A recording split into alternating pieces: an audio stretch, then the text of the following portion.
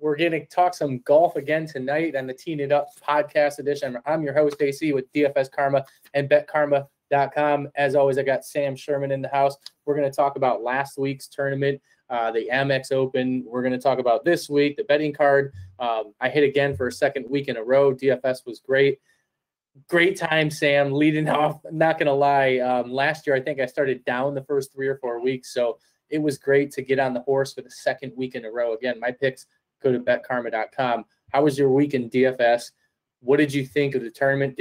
Were you able to watch some golf down the stretch? Obviously, Siwoo took it down. Definitely some storylines as usual, how Tony the Tiger doesn't get it done on Sunday. Anything else you want to add to last week? And then we'll get moving forward looking at – Yeah.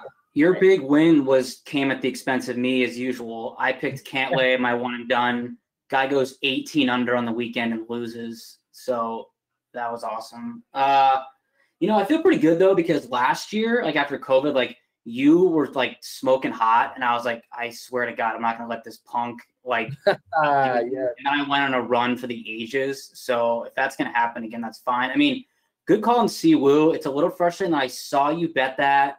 And similar to the first week with Kevin Na, I remember we were talking about it, I was like, yeah, Kevin Na will be a good bet. But I saw it and I was like, nah, I'm not betting Kevin Na at 50-1. Like, how stupid. And then we talked about Siwoo on the podcast last week. No, totally, dude. I mean, I was reading something that's so true. I mean, Siwoo, he's won me the most amount of money on a bet ever when I took him live at the Players, tailing one of the guys I liked on Twitter, Adon. And then, so I'm not pissed about it. Like, I wish Cantlay would have won that, but Siwoo, dude, it's like once a year, maybe once every other year, he just gets so hot. And unlike a lot of these guys we talk about sometimes, like Mr. Finau, like he will close. Like he was high on 17. I was like making that putt, just 100% making it. Is that your phone or is that Travis? That was my phone. Way to go. But yeah, I got smoked in cash because Scotty Shepherd sucks. Patrick Reed, I don't know what that second round was. That was bizarre, but it is what it is. This tournament's awesome. I'm pissed about Tiger, but I won't go into that. But yeah, I'm excited for this. I'm excited for this tournament. I mean, this is one of the best courses ever. Yeah, low key, nobody's talking about Tiger. Had to get surgery again, so he's out. He's never going to be the same. I mean, okay, yeah, that's a whole nother topic. Yeah, I love that. I really do. Yeah, it sucks. Remember when he was never going to come back and then won 5 tournaments in 1 year? I do. Yes, 100%. I mean, I love him. Trust me. I mean, when I saw that headline, I was like, no. I don't know. I mean, Rory said he's fine, which is probably not true, but I'll believe Rory. Speaking of Rory, can't wait. Obviously, he's coming from Abu Dhabi. We got some heavy hitters. This is by far, I think you can agree with me, this is like when I feel like golf turns it on. Like this is the tournament.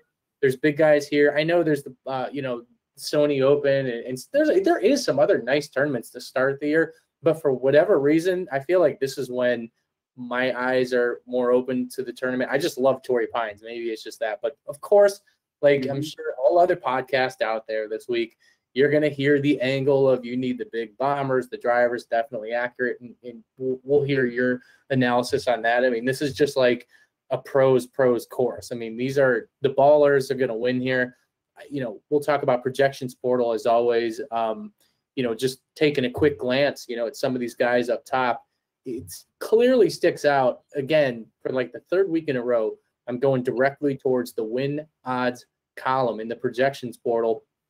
And really, from the top on down, it's Jon Rahm and it's Rory, and it's kind of the rest of the field based on just the win odd equity. And that's something that, they'll both be extremely popular. You can see that you're already projecting them for over 20% this week. But I think the true game theory question is, will people actually pay both of them? I know that's probably a terrible take in cash games, but I don't know. I like to play a lot this week. Rahm is coming off the wink injury. I don't know if he's actually hurt. I doubt it. I wouldn't buy into that narrative at all. But there are some, right? So that's the game theory aspect this week. There are some cheap guys where you probably could make that combo. If not, we'll talk later. There's going to be the standard combo starting with Hideki, making a great lineup probably from there. Quick thoughts. Obviously, last week Scotty didn't burn anything. Cash games, cashed again in cash games as well. And then, dude, I'm sure you saw my trolling picture of the optimizer, but dude, I had so many lineups in the running last week with the optimizer, 5, 6, 7, 8 lineups all weekend, all in the top 150. I mean, it was literally fun. The best finish was probably 23, I think, maybe 18. Had a profitable week using the optimizer, which is awesome. Usually that doesn't happen. It's, usually you are in the negative and you just randomly will pop every once in a while. But the optimizer, man, check that out. That's on the website under the subscriptions package. That does the work for you.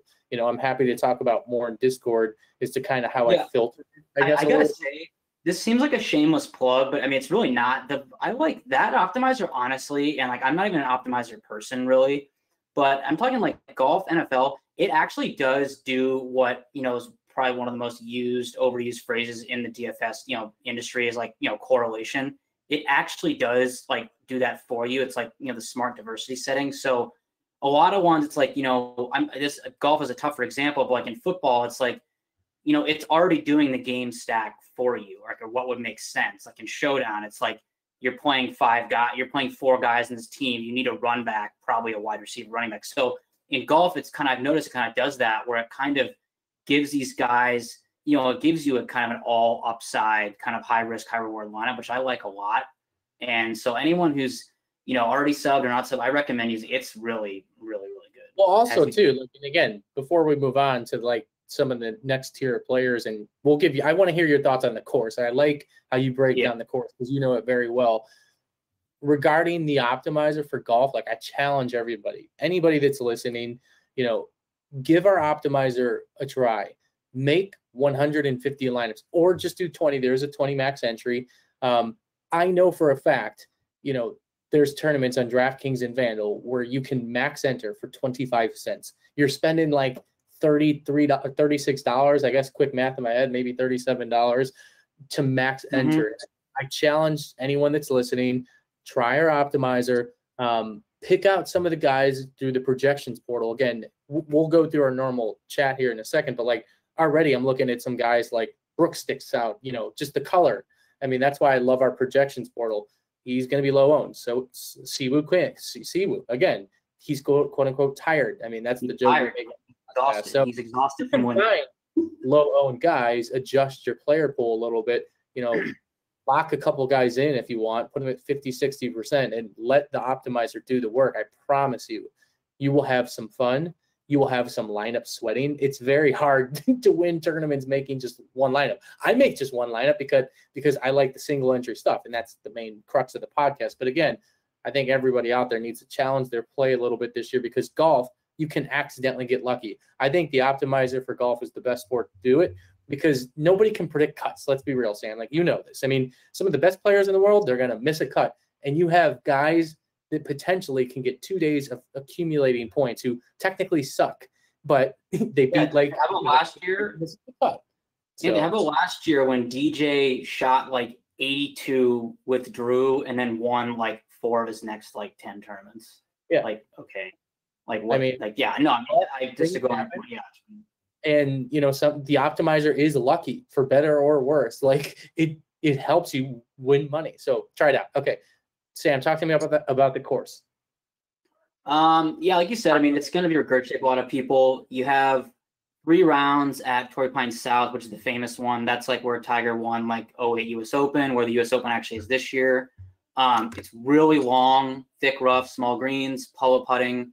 And then the North course is like 500 yards shorter, a little bit bigger greens. It's gotten a little harder since 2017, but it's different type of greens. So basically, what has happened is like, and it's in my article, that'll come out either later today or tomorrow morning, but basically the North course, it's not like it's really simple, but compared to the South, I mean, you got to score in the North. You want any chance of kind of competing. I mean, I think Rahm went out there last year, 2 years ago, and shot like a 62. I know Rose shot like a 63. Our boy CT Pan shot like 64. So got to go low. And then the South course, yeah, it's just really long. I mean, everyone says like, okay, obviously, yeah, distance is always going to help. But I mean, I think the South Course, 7 of the par 4s are 450 yards plus. All the par 5s are like 560 plus. And while I don't think it'll be, impossible, because obviously there's always a good, 1,500 par here. With the U.S. Open coming there this year, I am curious if I was reading a little bit that the rough is a little longer. I think it could actually play tougher than it normally does. And so obviously I'm looking at the guys who hit it far, but the fairways are important. I mean, it's like, I think 50% of fairways get hit here compared to like 62 on the tour average. So I'm kind of looking at tracks like Bethpage Black, Riviera, and like, old U.S. Open tracks like Congressional or Oakmont, things like that are really long and you got to hit in the fairway, you're screwed. So that's why you start at the top without burying the lead. Yeah, I mean, Rory is like the fit for this course, I guess, and Rahm, obviously. But like, those are the kind of guys, I mean, long and straight, and you have to be able to save par because you're not going to hit every green with how small they are. It's, again, single entry. I am considering it in cash games. Call me crazy. I'm just saying, dude, that leaves you like 69. Like, whatever. I mean, it's probably obviously not optimal, clearly, but I just love that attack angle this week, in any format. Like, I would not be tilted if I saw guys in 50-50s with that combo and they beat me and I chicken out and start with Hideki. I mean, I think Hideki is the other starting point, probably, obviously, in cash games. I think that's probably, quote unquote, the safer play, which I probably would recommend, right? Starting with Hideki. But yeah, that's my thoughts. And then before we move on, I 100%, if I don't play, I'm not going to play Xander in cash games. I'm just not. It'll be like the Rory Rahm combo, but I am probably going to go really overweight with the X-Man, which I never do, in the optimizer. I'm going to take a hard look at his ownership. Like right now, you're kind of projecting it for lower relative to the other high guys. Which dude, like. Something with this course. I don't know why. He just does not play. Even though he's from San Diego, he like doesn't play. I don't know why. So that's kind of like when I saw that angle too, like now the casual players are going to be off him in general. He's going to be low owned. I would say probably 11, 12% by the time, everybody tees off. I might go 40% Xander this week. I love his setup. I know he's not a course fit, but like you said, he's from the area. I mean, dude, he ranks so high in my model, just like in yours, I'm assuming, but like, even in the short, it's like top 5 in literally greens in regulation, strokes gain approach, strokes gain ball striking, strokes gain tee to green, strokes gain par 4, opportunities gained. Par 5s, he's been slacking, but man, like he's actually a good POA putter too. So yeah, I know it's gets it far because I never play him, and when I do, he misses the cut. So me too. That's why I'm not. I mean, I know the only thing I'll say is, I mean, I'll probably get trolls like, oh, you always fade him. I actually been playing Finau a lot, but I'm not playing him. I mean, no, I think he'll end up being one of the highest owned.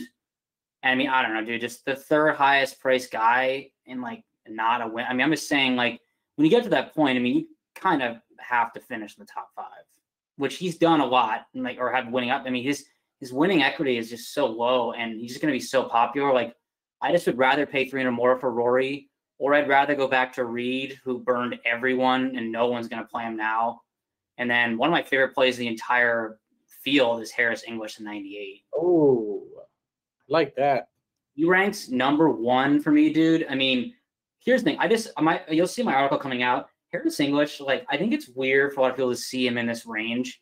He has had such an unbelievable last, like, 14 months.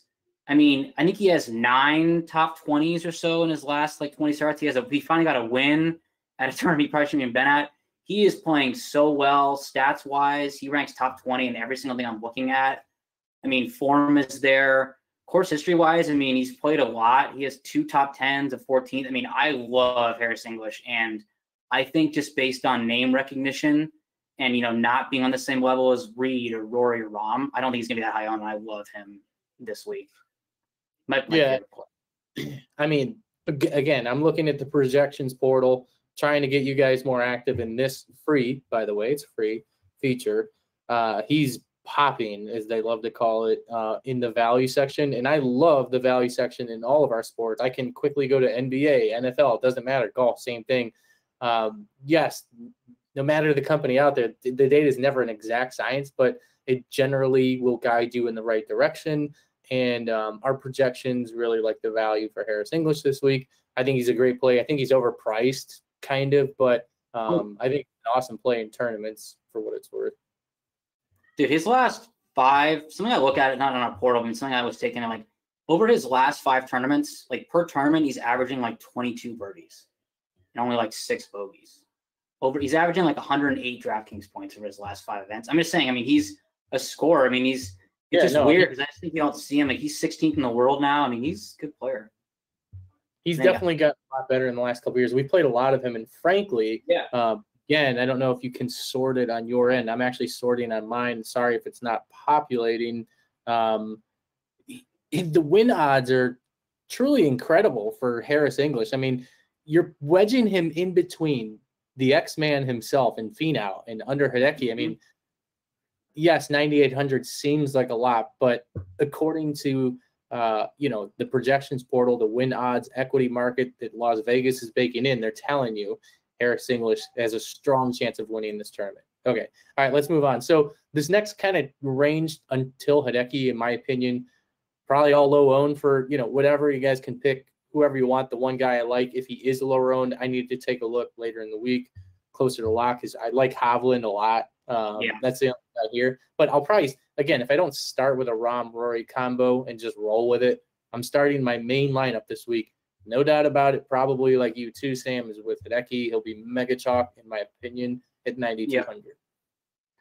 Yeah, I like him a lot. I'll just eat the chalk there. I like Hovland too. I thought you were going to say, I came into this week wanting to play Matthew Wolff. I love Wolff long term. I am not playing him. He has not looked very good. I'm guessing, and again, I feel like I've done – maybe this doesn't work for everybody, but there's so much content out there these days that I've refined my even process, and it's become much smaller and relying on a lot of these tools and stuff on our site as well. But I'm guessing, like you're implying, Matthew Wolff is probably popular. I love him too, but it didn't even cross my mind to play him in my main lineup, let alone, even MME. No, I like him.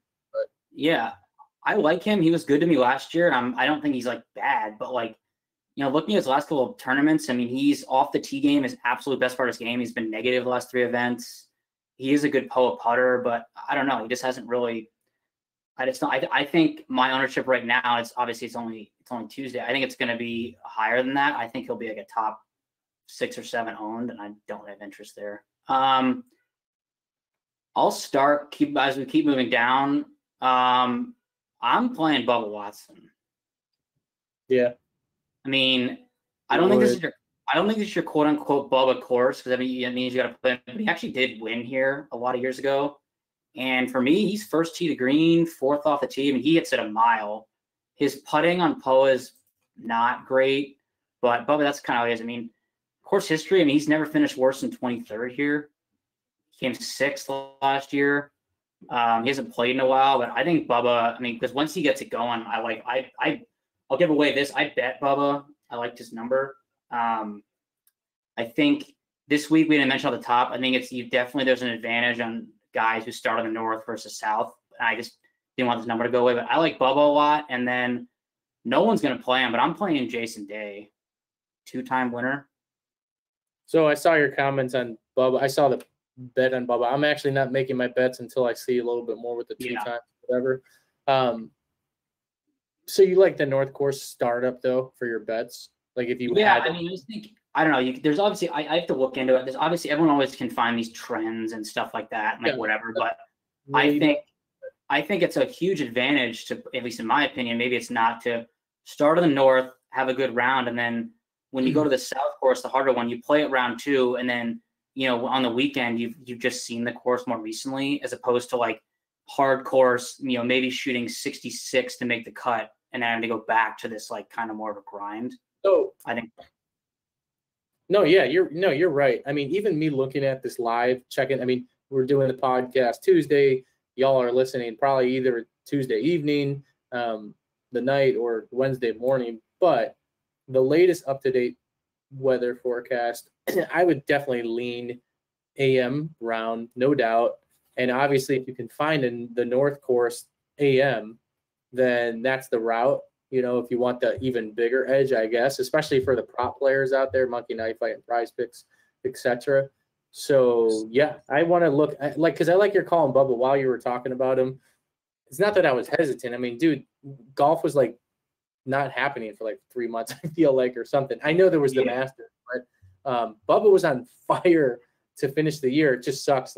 Clearly he hasn't really been playing, so it's hard to make No, I honestly think he may have not. I think his last start may have honestly been the Masters in November, honestly. So put it like this. If Bubba is, just for whatever reason, and before we move on from him, if he's on the North Course, it is 7 a.m. tee time, I mean, it's a lock. He's going to be in my main lineup. It's going to be the perfect.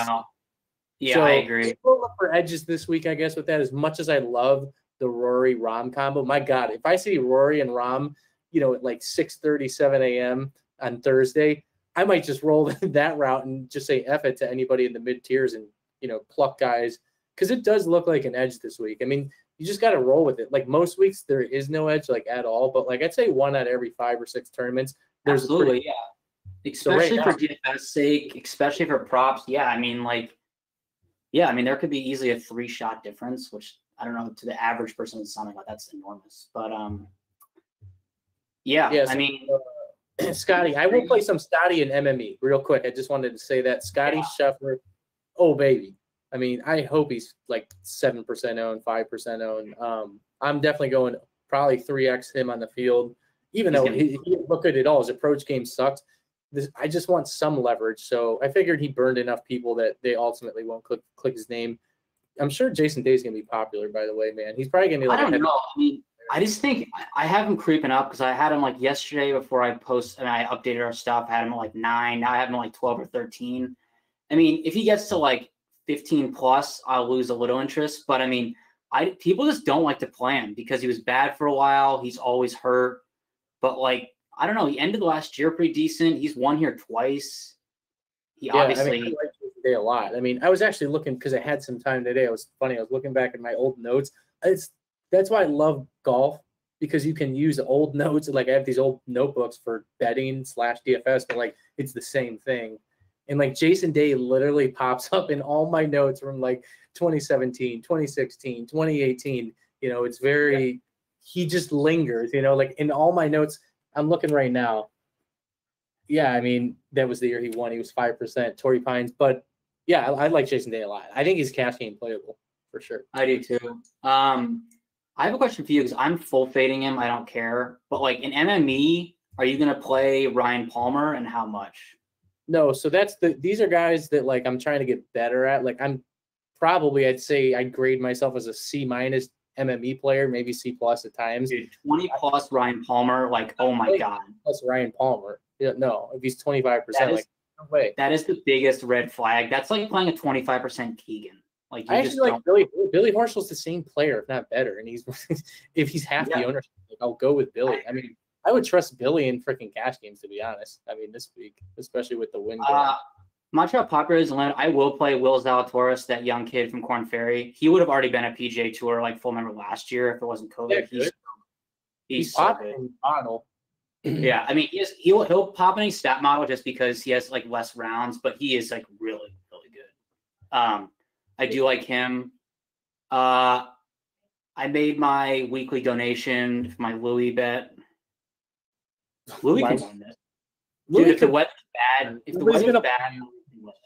he won't. It's funny, even looking at the projections portal, you have him at 7%. Nobody ever plays who stays in ever, but he's an amazing play. Every week he's an amazing leverage play. It just doesn't even matter because he kind of only shows up at these big tournaments anyways. There is big horses in this tournament. Louis is the type of guy that'll be top 5, and you'll be like, who plays? I'm just saying. I mean, I'll give. Actually, I said I was only doing one giveaway. I mean, Louis Oosthuizen, I bet him at 70-1. You're telling me that that's a worse bet than Ryan Palmer at 50? Yeah, that's a good bet. 70-1. Ryan Palmer at 50-1. Get out of my face. That's especially with the win projected. I mean, Louis. Louis needs these type of tournaments. He needs the lower scores to come in. It's insane. If it's bad weather, he has a chance. If it's really pristine weather, that money's gone. That's whatever. I mean, dude, I saw a bunch of people betting Molinari this week. Don't talk shit about my boy. He's back. I don't care if he had one good tournament. Chalk that's concerning me that I'll probably play in cash, but might fade is Woodland. He is getting way too much buzz for my liking. I thought it was about to be early on Woodland. I mean, again, this is another thing. It's like I liked the play, but man, like this is the highest owned guy in the projections portal right now. And when you get a guy at this price range, it's an easy pivot. It's an easy pivot. It's a good play, though. I mean, no, he is. He hits a lot of fairways at Stinger. He hits it far. I mean, he looked fine. I thought he looked pretty good last week. I mean, this play that like Dave brought up in our golf Discord chat this past week, and I don't even know who he faded. It was Sam Burns or Doc Redman or somebody. But like to his point, like we talk about this, just freaking pick a couple guys if your lineup's somewhat chalk and just freaking fade them. Like who cares? Like yeah, I mean. In MME though, I'm not fading Gary Woodland. That might sound backwards, but like I need some exposure because I do think that's why I'm saying like just literally don't play Ryan Palmer. Okay, if he finishes top 5, then yeah, you got killed. But if he doesn't, which there's, what are his? I had his top 5 odds at around 8%, so 92% of the time that's pretty good. But I mean, dude, same price or 100 below Gary Woodland. I mean. Corey Connors, dude. This is a Corey Connors course. Yeah, I mean, you don't have to tell me twice about Corey Connors. The one guy that I always play Corey Connors. He's that dude I've won a lot of money with in Showdown. How about let's go right back. Speaking of, he's probably going to be owned, which sucks because people are smart. Sam Burns is ranked 3 in my model. I mean, and he checks the boxes. He's opportunities gained. He's number 1 driving distance, top 5. Strokes gained par 5. Yeah, he's a great player. He's a great player. It's like, okay, go from now that we're talking about this, literally, Gary Woodland, go to Sam Burns. I mean, seriously, I'll probably do that and save at least some on the ownership because Sam Burns will be owned, but he'll probably be half what Gary Woodland's owned. Yeah, that disaster Thursday. Did you see what he shot on Friday? Yeah. I think he shot like 60. I think he shot like 64, 65 bogey free with like an eagle or 2 eagle. I mean, he like clearly just like you were just saying at the top, like everyone has these horrific rounds and it's just kind of like it just happens. Now we got it. Now we got the real meat of the turn right here. AC, are you playing? Sorry, excuse me. How much Jordan Spieth at 7,600 are you playing? I didn't even know he was in the tournament until you just said that. Dude, why is he playing? Why would he start his season here? This is like the worst place for him to start. You can't miss the fairway. What? Hasn't he won here a long time ago? No, he didn't. That was Pebble Beach. Sorry, that's coming up. Yeah, though. No, dude. It's like this is the one of the few courses you just cannot miss the fairway. Speaking of Spieth, have you ever seen Under Armour stock price recently? I mean, that reminds me of Spieth. It's just completely tanked in like the last 2 years. So I mean, he was cool for a little while there. I mean, I don't know. He's whiny as well. So I don't think I've ever really been a fan, but I'm sure he's going to get hot just because at some point it'll catch on because he's a good iron player and iron players do get hot at times and he's an amazing putter, as we know. Yeah, he can't. I mean, he ranks 140th for me in strokes gained off the tee. That's pretty good. There's like 152 people on the field. So Pebble Beach, bro. We're playing at Pebble Beach. We'll toss a dart. You talk trash. Yeah, you talked trash last week about Taylor Gooch, makes the cut, storms up the leaderboard. Like I was never down.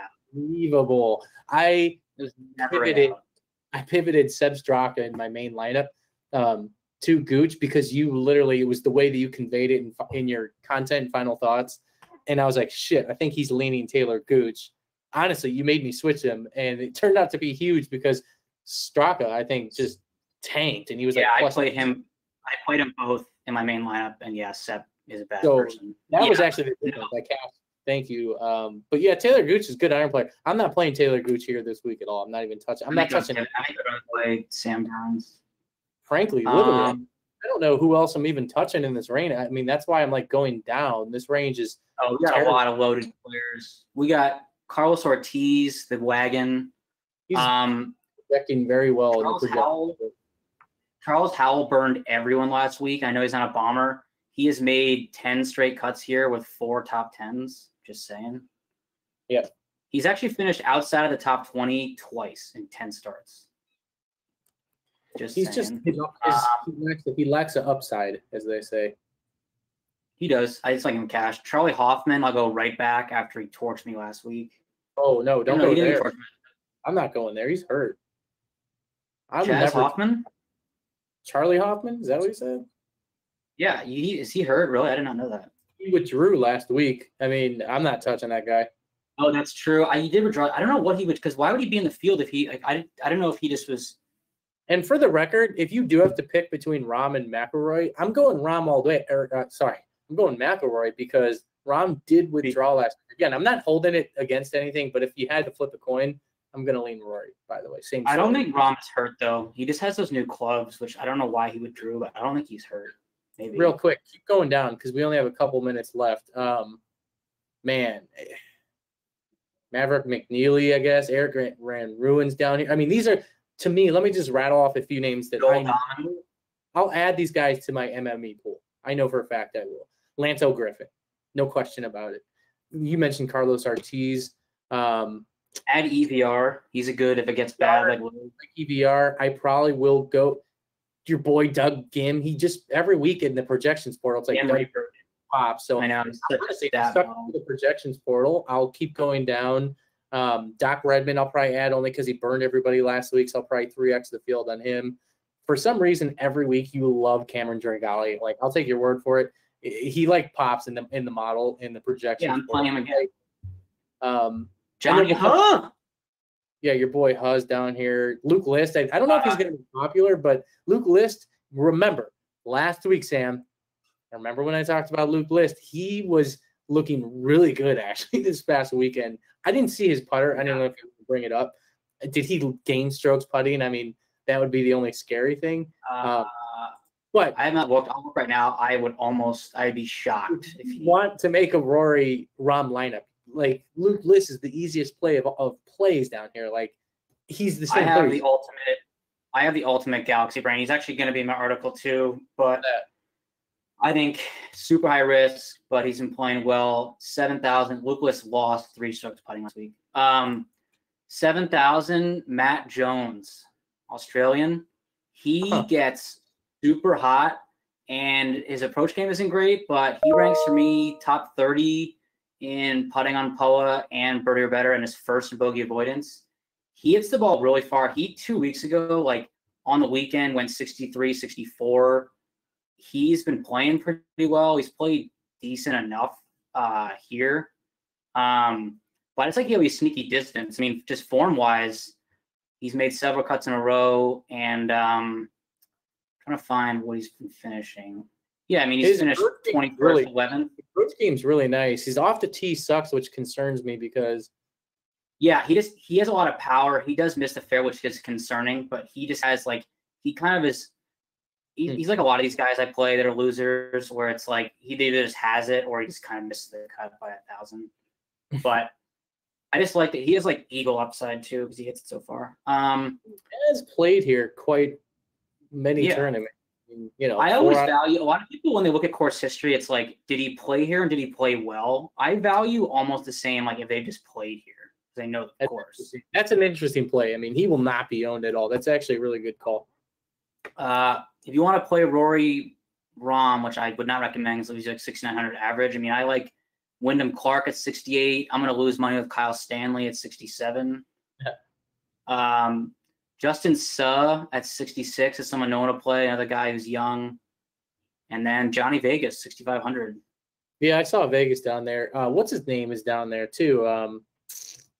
No, HV3. I took a peek at him because when you think long, you think, these off the tee courses like Harold Varner. I mean, my God, this is the okay, his course history is atrocious. I just looked it up. So nobody will play him, but he is that random type of guy that will be winning after round one. He'd be like, dude, nobody played Harold Varner. Obviously, he's not going to. I agree. He just makes so many big numbers. That's why I never play him. He does.